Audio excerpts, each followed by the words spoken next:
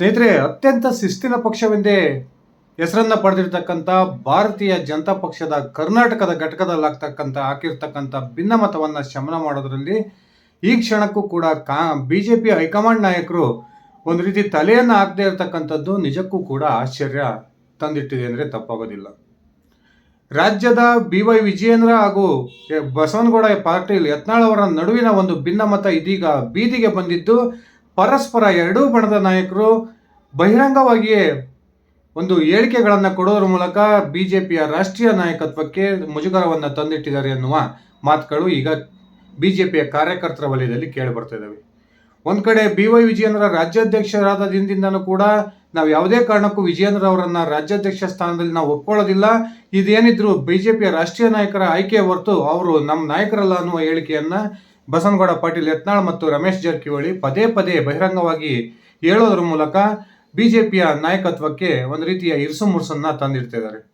ಇದೇ ಸಂದರ್ಭದಲ್ಲಿ BY ವಿಜಯೇಂದ್ರ ರಾಜ್ಯಾಧ್ಯಕ್ಷರಾಗಿ 1 ವರ್ಷ ಅವಧಿಯನ್ನ ಪೂರೈಸಿರ್ತಕ್ಕಂಥ ಈ ಸಂದರ್ಭದಲ್ಲಿ ಇದೀಗಂತೂ ಬಿಜೆಪಿಯ ಭಿನ್ನಮತ ಸಂಪೂರ್ಣ ತಾರಕಕ್ಕೇರಿದೆ. ಒಂದು ಎತ್ತು ಏರಿಗಿಳಿದ್ರೆ ಕೋಣ ನೀರಿಗಿಳಿತು ಅಂತಕ್ಕಂಥ ಪರಿಸ್ಥಿತಿ ಈಗ ರಾಜ್ಯ ಬಿಜೆಪಿಯಲ್ಲಿದೆ. BY ವಿಜಯೇಂದ್ರ ತೆಗೆದುಕೊಳ್ತಕ್ಕಂಥ ಪ್ರತಿಯೊಂದು ನಿರ್ಧಾರಕ್ಕೂ ಕೂಡ ವಿರೋಧವನ್ನು ವ್ಯಕ್ತಪಡಿಸೋದ್ರ ಮೂಲಕ ಬಸವನಗೌಡ ಪಾಟೀಲ್ ಮತ್ತು ಯತ್ನಾಳ್ ಮತ್ತು ಅವರ ತಂಡದವರು ರಾಷ್ಟ್ರೀಯ ಬಿಜೆಪಿ ನಾಯಕರಿಗೆ ಒಂದು ರೀತಿಯ ಮುಜುಗರವನ್ನು ತಂದಿಡ್ತಿದ್ದಾರೆ ಅಂದರೆ ತಪ್ಪಾಗೋದಿಲ್ಲ. ಇಷ್ಟೆಲ್ಲ ಬೆಳವಣಿಗೆಗಳು ರಾಜ್ಯದಲ್ಲಿ ಆಗ್ತಾ ಇದ್ರೂ ಕೂಡ ಬಿಜೆಪಿಯ ರಾಷ್ಟ್ರೀಯ ನಾಯಕತ್ವ ರಾಜ್ಯದ ಬಿಜೆಪಿಯ ಭಿನ್ನಮತವನ್ನು ಬಗೆಹರಿಸೋದಕ್ಕೆ ಯಾವುದೇ ರೀತಿಯ ತಲೆಯನ್ನು ಕೆಡಿಸ್ಕೊಳ್ಳದೆ ಇರತಕ್ಕಂಥದ್ದು ನಿಜಕ್ಕೂ ಕೂಡ ಆಶ್ಚರ್ಯಕ್ಕೆ ಕಾರಣ ಆಗಿದೆ. ಇನ್ನೊಂದು ಕಡೆ ರಾಜ್ಯ ಬಿಜೆಪಿಯ ಭಿನ್ನಮತವನ್ನು ಬಗೆಹರಿಸೋದ್ರಲ್ಲಿ ರಾಷ್ಟ್ರೀಯ ಬಿಜೆಪಿಯ ನಾಯಕತ್ವ ನಿಜಕ್ಕೂ ಕೂಡ ಅಷ್ಟೊಂದು ದುರ್ಬಲ ಆಯ್ತಾ, ಈ ಒಂದು ಭಿನ್ನಮತವನ್ನು ಬಗೆಹರಿಸೋದಕ್ಕೆ ಸಾಧ್ಯನೇ ಇಲ್ವಾ ಅಂತಕ್ಕಂಥ ಒಂದು ಪ್ರಶ್ನೆಗಳು ಇದೀಗ ಕಾರ್ಯಕರ್ತರಲ್ಲಿ ಉಟ್ಕೊಂಡಿದ್ದಾವೆ. ಬನ್ನಿ ಸ್ನೇಹಿತರೆ, ನಿಜಕ್ಕೂ ಕೂಡ ಬಿಜೆಪಿಯಲ್ಲಿ ನಡೀತಿರ್ತಕ್ಕಂಥ ಬೆಳವಣಿಗೆಗಳೇನು, ರಾಷ್ಟ್ರೀಯ ಬಿಜೆಪಿ ನಾಯಕತ್ವ ರಾಜ್ಯ ಬಿಜೆಪಿಯ ಭಿನ್ನಮತದ ಒಂದು ವಿಚಾರದಲ್ಲಿ ಮೌನ ವಹಿಸಿರೋದಾದ್ರೂ ಯಾಕೆ ಅನ್ನೋದನ್ನು ಒಂದ್ಸರಿ ತಿಳ್ಕೊಂಡು ಬರೋಣ. ಅದಕ್ಕಿಂತ ಮುಂಚೆ ನೀವಿನ್ನು ನನ್ನ ಇಟ್ಗೆ ಹೇಮಂತ್ ಯೂಟ್ಯೂಬ್ ಚಾನಲ್ಗೆ ಸಬ್ಸ್ಕ್ರೈಬ್ ಮಾಡ್ಕೊಂಡಿಲ್ಲ ಅಂದರೆ ದಯವಿಟ್ಟು ಸಬ್ಸ್ಕ್ರೈಬ್ ಮಾಡಿಕೊಂಡು ಬೆಲ್ ಬಟನನ್ನು ಕ್ಲಿಕ್ ಮಾಡಿ. ನಾನು ಕೊಡ್ತಕ್ಕಂಥ ಮಾಹಿತಿ ನಿಮ್ಗೆ ಇಷ್ಟ ಆಗಿದ್ದರೆ ಈ ವಿಡಿಯೋಗೆ ಲೈಕ್ ಮಾಡಿ, ಶೇರ್ ಮಾಡಿ, ಕಮೆಂಟ್ ಮಾಡಿ. ಸ್ನೇಹಿತರೆ, ಬಿಜೆಪಿ ಅಂದರೆ ಶಿಸ್ತಿನ ಪಕ್ಷ ಅಂತಾರೆ. ನಮ್ಮದು ಭಾರಿ ಸ್ಟ್ರಾಂಗ್ ಆಗಿರತಕ್ಕಂಥ ಹೈಕಮಾಂಡ್ ಇದೆ ಅಂತ ಮಾತುಗಳನ್ನು ಬಿಜೆಪಿ ಅನೇಕ ನಾಯಕರು ಹೇಳ್ತಾರೆ.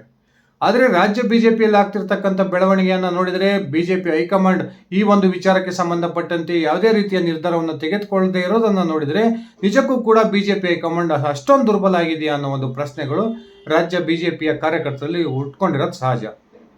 ಒಂದು ಕಡೆ ಗಂಡ ಹೆಂಡತಿ ಜಗಳದಲ್ಲಿ ಕೂಸು ಬಡವಾಯಿತು ಅನ್ನೋ ಗಾದೆಯಂಗೆ ಬಿಜೆಪಿಯ ಎರಡೂ ಬಣದ ನಾಯಕರ ಒಂದು ಹೊಡೆದಾಟದಿಂದ ಬಹಿರಂಗ ಹೇಳಿಕೆಗಳಿಂದ ನಿಜಕ್ಕೂ ಕೂಡ ಒಂದು ರೀತಿಯ ನೋವನ್ನು ಅನುಭವಿಸ್ತಾ ಇರತಕ್ಕಂಥದ್ದು ಬಿಜೆಪಿಯ ನಿಷ್ಠಾವಂತ ಕಾರ್ಯಕರ್ತರು ಅಂದರೆ ತಪ್ಪಾಗೋದಿಲ್ಲ.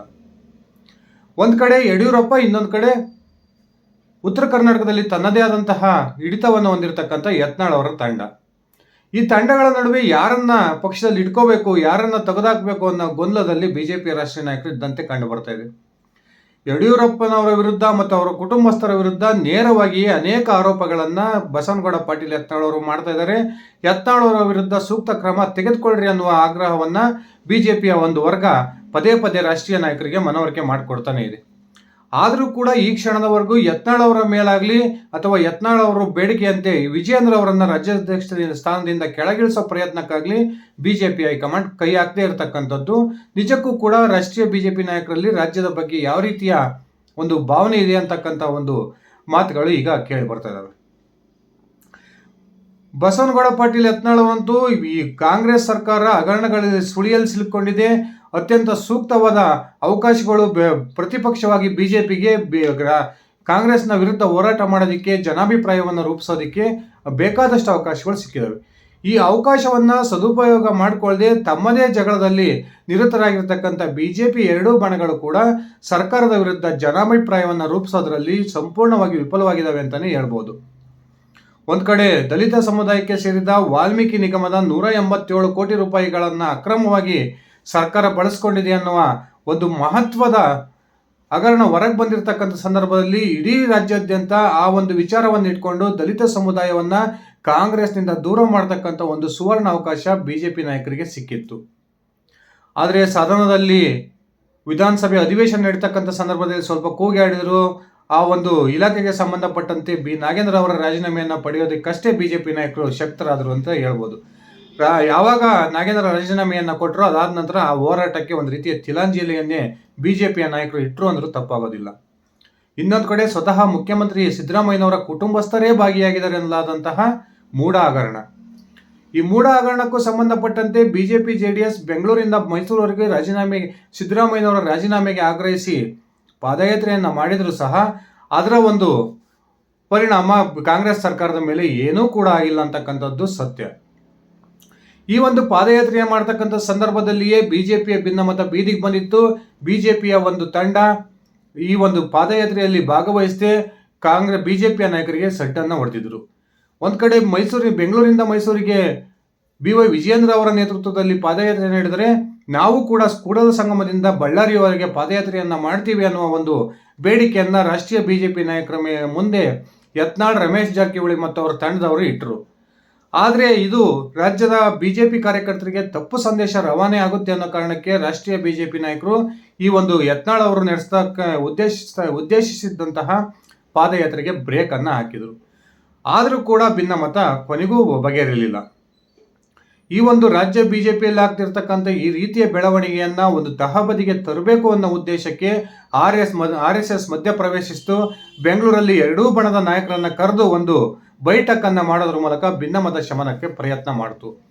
ಅದಾದ ನಂತರನೂ ಕೂಡ ಬಿಜೆಪಿಯ ಭಿನ್ನಮತ ಯಾವುದೇ ರೀತಿಯ ಒಂದು ಫುಲ್ ಸ್ಟಾಪ್ಗೆ ಬಂದಿಲ್ಲ ಅಂತಕ್ಕಂಥದ್ದು ನಿಜಕ್ಕೂ ಕೂಡ ಆಶ್ಚರ್ಯ. ಈ ರಾಷ್ಟ್ರೀಯ ಬಿಜೆಪಿ ನಾಯಕರು ರಾಜ್ಯ ಬಿಜೆಪಿಯ ಬಗ್ಗೆ ತಡಿತಾ ಇರತಕ್ಕಂಥ ಈ ನಿಲುವು ನಿಜಕ್ಕೂ ಕೂಡ ಆಶ್ಚರ್ಯ ಆಗಿದೆ. ಒಂದು ಕಡೆ ಈಗಾಗಲೇ 2 ಚುನಾವಣೆಗಳಲ್ಲಿ ಯಡಿಯೂರಪ್ಪನವರನ್ನ ರಾಜ್ಯ ಬಿಜೆಪಿಯಲ್ಲಿ ನೆಗ್ಲೆಕ್ಟ್ ಮಾಡಿ ಬಿಜೆಪಿ ಬಹುದೊಡ್ಡ ನಷ್ಟವನ್ನು ಅನುಭವಿಸಿದೆ. 2013ರಲ್ಲಂತೂ ಬಿಜೆಪಿಯಿಂದ ಹೊರಹೋದಂತಹ ಯಡಿಯೂರಪ್ಪನವರು ತನ್ನದೇ ಆದಂತಹ ಒಂದು KJP ಪಕ್ಷವನ್ನು ಕಟ್ಟಿ ಬಿಜೆಪಿ ಕೇವಲ 40 ಸ್ಥಾನಕ್ಕೆ ಒಂದು ಬಂದು ಕೂತ್ಕೊಳ್ಳೋ ಪರಿಸ್ಥಿತಿಗೆ ತಂದಿಟ್ರು. ಅದಾದ ನಂತರ 2023ರ ಚುನಾವಣೆಯಲ್ಲೂ ಕೂಡ ಬಹಿರಂಗ ಪ್ರಚಾರಕ್ಕೆ ಯಡಿಯೂರಪ್ಪನವರು ಮನಸ್ಪೂರ್ವಕವಾಗಿ ತೆರಳದೆ ಬಿಜೆಪಿ ಕೇವಲ 66 ಸ್ಥಾನಗಳನ್ನು ಒಂದು ಗೆಲ್ಲೋದಕ್ಕೆ ಶಕ್ತವಾಯಿತು. ಈ ಕಾರಣಕ್ಕೆ ಮತ್ತೊಮ್ಮೆ ಯಡಿಯೂರಪ್ಪ ಕುಟುಂಬಕ್ಕೆ ಮಣೆ ಹಾಕಿದಂತಹ ಬಿಜೆಪಿ ಹೈಕಮಾಂಡ್ ನಾಯಕರು ಒಂದು ರೀತಿ ಅಶೋಕ್ ಅವರನ್ನ ವಿಧಾನಸಭೆಯ ವಿರೋಧ ಪಕ್ಷ ನಾಯಕನನ್ನಾಗಿ ಮಾಡೋದ್ರ ಮೂಲಕ ಲಿಂಗಾಯತ ಮತ್ತು ಒಕ್ಕಲಿಗ ಸಮುದಾಯದ ಕಾಂಬಿನೇಷನ್ ನಲ್ಲಿ ರಾಜ್ಯದಲ್ಲಿ ಪಕ್ಷವನ್ನು ಕಟ್ಟಬಹುದು ಅನ್ನುವ ಲೆಕ್ಕಾಚಾರದಲ್ಲಿತ್ತು. ಆದರೆ ಬಹಿರಂಗವಾಗಿಯೇ ಈ BY ವಿಜಯೇಂದ್ರ ಅವರ ಒಂದು ರಾಜ್ಯಾಧ್ಯಕ್ಷ ನೇಮಕದ ವಿರುದ್ಧ ಬಿಜೆಪಿ ಅನೇಕ ನಾಯಕರು ತಿರುಗಿ ಬಿದ್ದಿದ್ರು. ಅದರಲ್ಲೂ ಕೂಡ ಬಿಜೆಪಿ ಹಿರಿಯ ಆಗಿರ್ತಕ್ಕಂಥ ವಿ ಸೋಮಣ್ಣ ಅವರು, CT ರವಿ ಅವರು, ಅರವಿಂದ್ ಲಿಂಬಾವಳಿ, ಯತ್ನಾಳ್, ರಮೇಶ್ ಜಾರಕಿಹೊಳಿ, ಅಣ್ಣಾ ಸಾಹೇಬ್ ಜೊಲ್ಲೆ, GM ಸಿದ್ದೇಶ್ವರ್, ಕುಮಾರ್ ಬಂಗಾರಪ್ಪ, ಪ್ರತಾಪ್ ಸಿಂಹ, ಈ ರೀತಿ ಸರಿಸುಮಾರು 1 ಡಜನ್ಗೂ ಹೆಚ್ಚು ನಾಯಕರು ಈ ಒಂದು BY ವಿಜಯೇಂದ್ರ ಅವರ ರಾಜ್ಯಾಧ್ಯಕ್ಷ ನೇಮಕ ವಿರುದ್ಧ ತಿರುಗಿಬಿದ್ದರು. ಆದರೂ ಕೂಡ ಯತ್ನಾಳ್ ಮತ್ತು ಅವರ ತಂಡದ ವಿರುದ್ಧ ಕ್ರಮವನ್ನು ತೆಗೆದುಕೊಳ್ಳೋದಕ್ಕೆ ಬಿಜೆಪಿ ನಾಯಕರು ಹಿಂದೆ ಮುಂದೆ ನೋಡ್ತಾ ಇರೋದಕ್ಕೂ ಕೂಡ ಒಂದು ಪ್ರಮುಖ ಕಾರಣ ಇದೆ ಎನ್ನುವ ಮಾತುಗಳು ಕೇಳಿ ಬರ್ತಾ ಇದ್ದು, ಯತ್ನಾಳ್ ತನ್ನದೇ ಆದಂತಹ ಒಂದು ಹಿಡಿತವನ್ನು ಉತ್ತರ ಕರ್ನಾಟಕ ಭಾಗದಲ್ಲಿ ಹೊಂದಿದ್ದಾರೆ. ಅದರಲ್ಲೂ ಕೂಡ ಯತ್ನಾಳ್ ಅವರು ಲಿಂಗಾಯತ ವರ್ಗದ ಉಪಜಾತಿಯಲ್ಲಿ ಅತ್ಯಂತ ಹೆಚ್ಚು ಮತಗಳನ್ನು ಹೊಂದಿರತಕ್ಕಂಥ ಪಂಚಮಸಾಲಿ ಸಮುದಾಯಕ್ಕೆ ಸೇರಿದವರು ಆಗಿರೋದ್ರಿಂದ ಒಂದು ವೇಳೆ ಯತ್ನಾಳ್ ಅವರ ವಿರುದ್ಧ ಕ್ರಮವನ್ನು ಕೈಗೊಂಡು ಅವರನ್ನು ಪಕ್ಷದಿಂದ ಉಚ್ಚಾಟನೆ ಮಾಡಿದ್ದೇ ಆದರೆ ಆ ಸಂದರ್ಭದಲ್ಲಿ ಪಂಚಮಸಾಲಿ ಸಮುದಾಯ ಬಿಜೆಪಿ ವಿರುದ್ಧ ತಿರುಗಿ ಬೀಳ್ಬೋದು ಅನ್ನುವ ಲೆಕ್ಕಾಚಾರದಲ್ಲೂ ಕೂಡ ಬಿಜೆಪಿ ರಾಷ್ಟ್ರೀಯ ನಾಯಕರು ಇದ್ದಂತೆ ಕಂಡು ಬರ್ತಾ ಇದೆ. ಆದರೆ ಈ ಒಂದು ಬಿಜೆಪಿಯ ಭಿನ್ನಮತಕ್ಕೆ ಬ್ರೇಕ್ ಆಗ್ತಕ್ಕಂಥ ಅನಿವಾರ್ಯತೆ ಅಂತೂ ಬಿಜೆಪಿಯ ರಾಷ್ಟ್ರೀಯ ನಾಯಕರಿಗಿದೆ. ಇದೇ ರೀತಿಯ ಭಿನ್ನಮತ ರಾಜ್ಯದಲ್ಲಿ ಮುಂದುವರೆದಿದ್ದೇ ಆದರೆ ಅದು ಮುಂದಿನ 2028ರ ಸಾರ್ವತ್ರಿಕ ಚುನಾವಣೆಯಲ್ಲೂ ಕೂಡ ಬಿಜೆಪಿಯನ್ನು ಮತ್ತೊಮ್ಮೆ ಅಧಿಕಾರದಿಂದ ದೂರ ಇಡೋದು ಶತಸಿದ್ಧ ಅಂತಕ್ಕಂಥ ಮಾತುಗಳು ಬಿಜೆಪಿಯ ಸಾಮಾನ್ಯ ಕಾರ್ಯಕರ್ತರಿಂದ ಕೇಳಿಬರ್ತಾ ಇದೆ. ಸ್ನೇಹಿತರೆ, ನಿಜಕ್ಕೂ ಕೂಡ ಬಿಜೆಪಿಯ ಭಿನ್ನಮತದ ಕುರಿತು ಒಂದು ಸೂಕ್ತ ಕ್ರಮವನ್ನು ಕೈಗೊಳ್ಳೋದ್ರಲ್ಲಿ ಬಿಜೆಪಿಯ ರಾಷ್ಟ್ರೀಯ ನಾಯಕತ್ವ ವಿಫಲವಾಗಿರೋದಾದ್ರೆ ಯಾಕೆ? ಬಸವನಗೌಡ ಪಾಟೀಲ್ ಯತ್ನಾಳ್ ಅವರ ವಿರುದ್ಧ ಕ್ರಮವನ್ನು ಕೈಗೊಳ್ಳೋದಕ್ಕೆ ಬಿಜೆಪಿಯ ರಾಷ್ಟ್ರೀಯ ನಾಯಕತ್ವಕ್ಕೆ ದಮ್ಮಿಲ್ವಾ? ದಯವಿಟ್ಟು ಕಮೆಂಟ್ ಮಾಡಿ. ಇದಿಷ್ಟಾಗಿತ್ತು ಸ್ನೇಹಿತರೆ ನನ್ನ ಇವತ್ತಿನ ಈ ವಿಡಿಯೋ. ನಾನು ಕೊಟ್ಟಿರ್ತಕ್ಕಂಥ ಮಾಹಿತಿ ನಿಮ್ಗೆ ಇಷ್ಟ ಆಗಿದ್ದರೆ ಈ ವಿಡಿಯೋಗೆ ಲೈಕ್ ಮಾಡಿ, ಶೇರ್ ಮಾಡಿ, ಕಮೆಂಟ್ ಮಾಡಿ. ನೀವಿನ್ನು ನನ್ನ ಇಟ್ಕೆ ಮತ್ತು ಯೂಟ್ಯೂಬ್ ಚಾನಲ್ಗೆ ಸಬ್ಸ್ಕ್ರೈಬ್ ಮಾಡ್ಕೊಂಡಿಲ್ಲ ಅಂದರೆ ದಯವಿಟ್ಟು ಸಬ್ಸ್ಕ್ರೈಬ್ ಮಾಡಿಕೊಂಡು ಬೆಲ್ ಬಟನ್ನ ಕ್ಲಿಕ್ ಮಾಡಿ. ಧನ್ಯವಾದಗಳು ಸ್ನೇಹಿತರೆ. ಶುಭ ದಿನ.